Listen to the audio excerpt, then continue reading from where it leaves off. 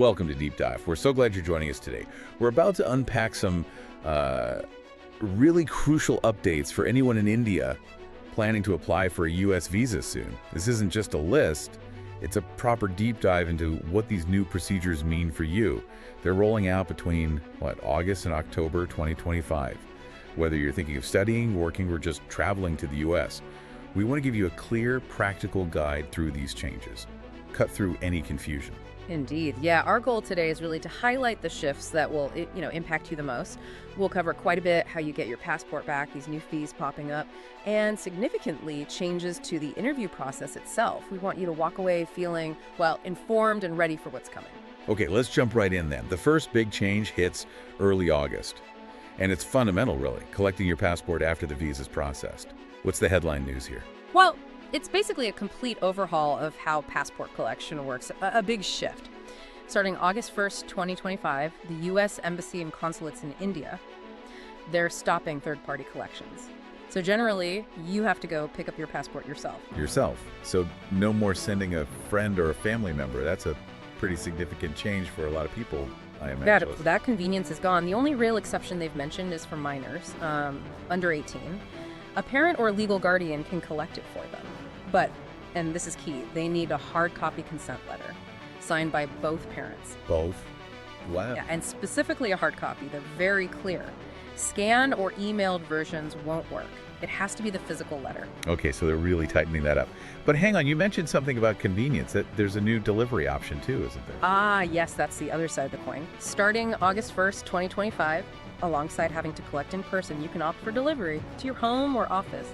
There's a fee though. It's €1,200 per applicant. 1,200. You select it when you log into your account on the Australdocs website. So yeah, it offers flexibility, especially if traveling to the collection point is difficult or expensive for you. Right, that makes sense. It's an added cost, but potentially saves travel time and expense for some. Something to weigh up. Okay, let's move on. There's another financial change coming. A new fee. Yes, this is another one to factor into your budget planning. This kicks in October 1st, 2025. It's a new $250 visa integrity fee. Visa integrity fee? Sounds quite formal. It does. And it applies pretty broadly most non-immigrant visas. So think tourist visas like B visas, student FM visas, work visas like H-1B, and J exchange visas too. Okay, $250. What exactly is this fee? Is it just another application charge, or is there more to it? It's actually quite different. It's more like a refundable security deposit. The idea it seems to be about ensuring compliance, but getting it refunded depends on meeting certain conditions like full visa compliance and leaving the U.S. on time. Right, so it's conditional, very conditional. And here's a critical point. If you apply for extensions or try to change your visa status while you're in the U.S., that fee might become non-refundable. Ah, okay, that's a really important detail. Huh. So it's not automatic. What else should people know about it? Well, it's also going to be indexed to inflation starting in 2026. So that $250 figure could potentially go up in future years. Okay, so let's put this into context. Say someone's planning a tourist trip, a B1, B2 visa. What does this mean practically? Practically, it means a significant cost increase. You have the standard visa application fee, which is currently $185 for a B visa. Add this $250 integrity fee on top. You're looking at a total cost potentially exceeding $470 just for the main fees. Wow, yeah, that's quite a jump. Definitely needs careful budgeting. All right, let's switch gears again. A procedural change this time, impacting something many repeat applicants use, the interview waiver program, the Dropbox.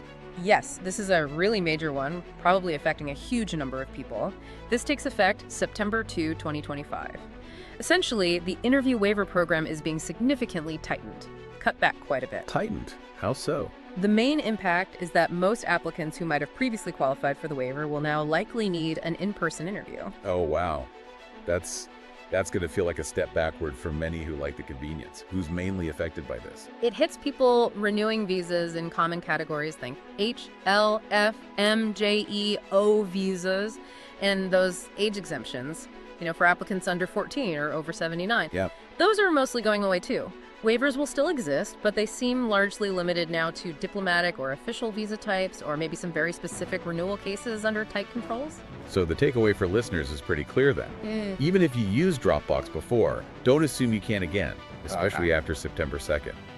If you're a student, an H-1B worker, renewing, a regular traveler, chances are you'll need to plan for an in-person interview now. That's exactly right. Assume an interview is needed unless you fall into a very narrow exception category. That's a really crucial point. And you mentioned students. Are there even more changes specifically targeting? Yes, absolutely. For students on F, M, and J visas, there are a few extra layers. One thing is the social media screening. That's actually already in effect, but the scrutiny seems to have intensified. How so? Well, the requirement to share social media handles isn't new, but now there's an explicit expectation that profiles must be made public for consular officers to vet them. Public, okay, that's quite direct. No hiding behind private settings. Precisely. It's about allowing a more thorough review. Besides that, there are 3 other key points for students. Okay, what are they? 1, that $250 visa integrity fee we discussed, it applies to students too. Plus, there's a mandatory minimum $24 Form I-94 fee they'll likely have to pay. The I-94 fee, right. That's for the arrival departure record. Exactly. Covers the admin for that electronic record. So 2 extra costs there. 2, as we just said, social media profiles need to be public for review. And 3, this one's still a proposal, but it's significant. There's talk of introducing a fixed time limit on student visa stays. A fixed time limit, instead of the current duration of status. Exactly. Currently, students can generally stay as long as they're enrolled and making academic progress. A fixed limit would mean a hard end date on their visa, potentially regardless of whether they've finished their program or need more time. That could be huge if it goes through, a real game changer for academic planning. So details are still pending on that one. Yes, rollout dates and exact specifics aren't confirmed yet for the fixed time limit proposal, but it's definitely something students and universities are watching very closely. It really seems the overall theme here is, well, increased scrutiny, more direct engagement, maybe more checks and balances in the whole process. I think that's a fair summary.